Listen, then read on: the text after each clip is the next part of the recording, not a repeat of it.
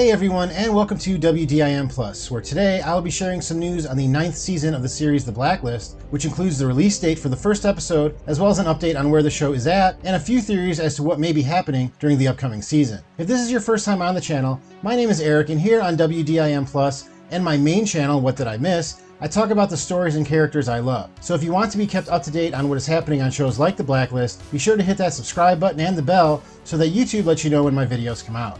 Also, if you are a fan of science fiction, check out my main channel for updates on Star Trek, the Orville, and other sci-fi characters. Season 8 of The Blacklist was without a doubt the craziest and most world-changing experience of the show's run, as the final episode saw one of the main characters, Elizabeth Keene, played by Megan Boone, die at the hands of a lone gunman. This was after her character was set up to kill a sick Raymond Reddington, played by James Spader, in order to take over his vast criminal empire. But we learned just episodes earlier that this empire was built upon the pillars of an information-gathering organization known colloquially as the Blacklist, and that Red is definitely not who he seems to be. What happened in the 8th season will now change the landscape of the series, which begs the question, where does the show go from here? The series began with Raymond Reddington surrendering himself to the FBI in order to insert himself into the life of Elizabeth Keene and eliminate any threats to her or his interest. Since then, everyone in Elizabeth Keene's life has died or been killed, and of the names on the Blacklist, after 8 seasons and 174 episodes, you would have to believe that most have been taken off said list. In fact, if we review the numbers used on the list, the only number in the first 25 that we have not seen yet is the second name on the list, and I will get into my theory about how that will play out in the 9th season a bit later. But also, not only has one of the main characters left the series, but the series creator John Bokenkamp also left the series after the 8th season, and the show will now be run by John Eisendrath, who has been a writer and producer on the series since the first season. Needless to say, we should expect some big changes for a series that has already given us many twists and turns over the years. So first, let's talk about when we will see this 9th season, as NBC announced this week that the first episode of the upcoming season will premiere on October 21st, 2021. This means that we can expect a hiatus during the middle of the season, which should be around 22 episodes in total. The show will also be moving to Thursday nights, after being on Wednesday nights the year prior. NBC has not stated yet if this is the last season for the show, which many people believe it will be, and usually around late January or February is when we will hear if the show has been renewed or if this is the final run. The series is expected to retain all of the main characters who survived the end of last season, and there is one in particular that I would like to discuss because I think that he will see a much bigger role going forward. And no, I'm not talking about the badass multilingual bodyguard Dembe Zuma, although I do hope that the show continues to give this character more lines, because he, along with Harold Cooper, have become the heart of the show. But I'm really talking about Donald Rustler and how his character will fit into this story going forward. Donald Rustler is a character that I, along with a lot of other fans of the show, have warmed to over the years, after he was first introduced as a by-the-book agent who had a chip on his shoulder due to his inability to arrest Raymond Reddington before he surrendered himself. But since then, we have seen the character deal with a lot of tragedy along with self-doubt, which has molded him into a much grayer character, although many times it seems that he would rather go back to seeing things in black and white.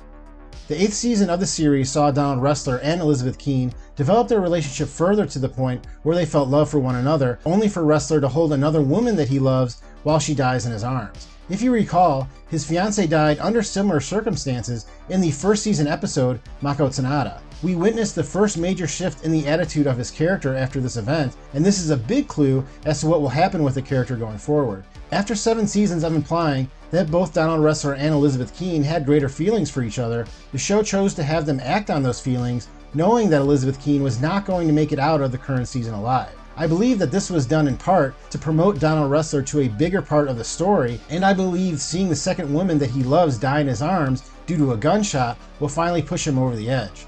After the death of his fiancée, we saw Rustler turn to drugs to ease his pain, as well as becoming much more reckless with his personal and professional lives. There's a really good chance that this reaction will be amplified going into the 9th season, and Rustler may be a complete loose cannon by the time we see him again. This could set him up to be a problem, but I doubt that he will be seen as a villain or adversary, since the series has done so much work to get us to like the character these past 8 years. It is also worth noting that the new showrunner of the series, John Eisendrath's first teleplay for The Blacklist, was the first season episode Mako Tsunada, and the writer has been involved in many Rustler-centric episodes since. So this may be a character that the new leadership wants to explore in greater detail going forward. I would honestly love to see Diego Klatanoff take over from Megan Boone as the new second to James Spader's Reddington, as I think that he is a great actor that has crafted a very nuanced performance from a role that started out very bland, similar to the Hank Schrader character from Breaking Bad. I also think that Rustler and Reddington now have a shared pain with the loss of Elizabeth that will bond them in ways that would not have been possible before and allow each character's proclivities to influence the other. Just think about what a turn it would be if the show ends with Special Agent Donald Rustler, the man who hunted Raymond Reddington for 5 years and has had plenty of reservations working with him these past 8 years, turn out to be his successor. This turn does make sense if you think about it, as the Blacklist does enact a sense of justice as Reddington and the task force facilitate the apprehension or provide devastation to various criminal enterprises. Rustler's character has changed throughout the years, but he has always been a man that is hell-bent on delivering justice whenever a cause presents itself. All you have to do is remember what happened with his investigation into the murder of Reverend Wright, which led to the subsequent murder of Laurel Hitchens and the cover-up that ensued. This tells us that Rustler is also kind of like John Cena's Peacemaker character from the movie The Suicide Squad, a character that will fight for justice no matter how many injustices have to occur to achieve it. This gives him a pretty dark gray line of morality to start with, and losing the 2 women in his life that he has loved will only push him further down the rabbit hole. This may lead him right to Raymond Reddington, whose character seemed to be on an opposite trajectory in the 8th season after starting a relationship with a woman named Ann Foster, as well as having to deal with a terminal medical condition. It seemed that Reddington was trying to slow his life down and try to leave some of the past behind him, but of course, this would not turn out to be the case. With Elizabeth and Ann gone, what is left for Raymond to fight for? This also brings us to what is the point of the task force going forward, which leads me to who I think will be one of the villains of the season, and that is Cynthia Panabaker. Since her first appearance in season 3, U.S. Marshal Cynthia Panabaker has had a love-hate relationship with Harold Cooper and the rest of the task force. But that relationship seemed to swing towards the latter in the 8th season as she informed Harold that the US government was burning Elizabeth Keene with a kill order and that the task force would be disavowed and Raymond would have his immunity revoked. She also has a bit of history with Donald Rustler, as he has betrayed her wishes in the past in the 4th season episode Esteban by allowing the Blacklister to be captured instead of killed by the US government, and actually scorned him for at the time, as well as not being particularly supportive of Rustler's efforts to find the killer of Reverend Wright. The Blacklist had a string of villains that turned out to be the task force superiors in the first few seasons, and by the time the director was introduced, I think it had become clear that the task force should have at least one boss that lasted more than a season. So that is a big reason I think that since her introduction, Ms. Panabaker has been used sparingly, but that could change going forward. I'm sure that she will be hell-bent on renouncing the task force members and will perhaps be complicit in them being silenced to avoid any blowback to the US government. This would obviously put her at odds with everyone involved and allow for them to band together as a team once again to stop her efforts. Then there is the even larger question going into the season, which is who the F is Raymond Reddington really? There have been many half-truths told about the identity of the character over the years, but after watching last season, I just rewatched the entire series, and now I think it is pretty clear that Raymond is Katerina.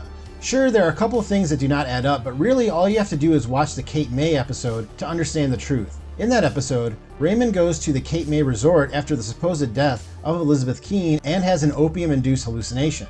I have to admit, the first time I watched the episode, I did not understand it at all, but after watching it again, it is obvious to me that the episode is our biggest clue to this truth. This is because in the episode, Raymond creates an adventure with a woman that is apparently not really there. And in fact, this hallucination is, I believe, a manifestation of the memory of Katerina walking away from her life and becoming someone else. Within the hallucination, the character is hoping that, as Raymond, they will convince Katerina to not walk into the ocean and thus prevent the events that led to the death of Elizabeth and his current state of mourning. That is the symbolism of Katerina putting down her necklace before she walks into the ocean, and Raymond then getting it afterwards, basically carrying on her life going forward.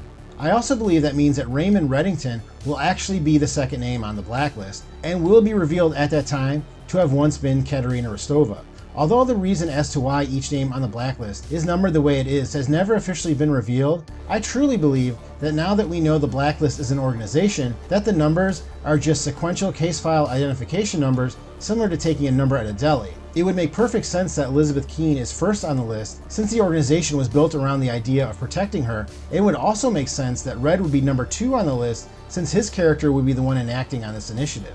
This would also mean that the rest of the names on the list correspond to when the group became aware of the person or persons as a threat to their organization, which is why a file would be created for each one. But that is just my theory. Let me know in the comments if you have any other theories about Raymond or the 9th season of the series. Well, that is all I have for this week. But thank you very much for clicking on this video. Please hit that like button and subscribe if you enjoyed it, and I will see you next time on What Did I Miss?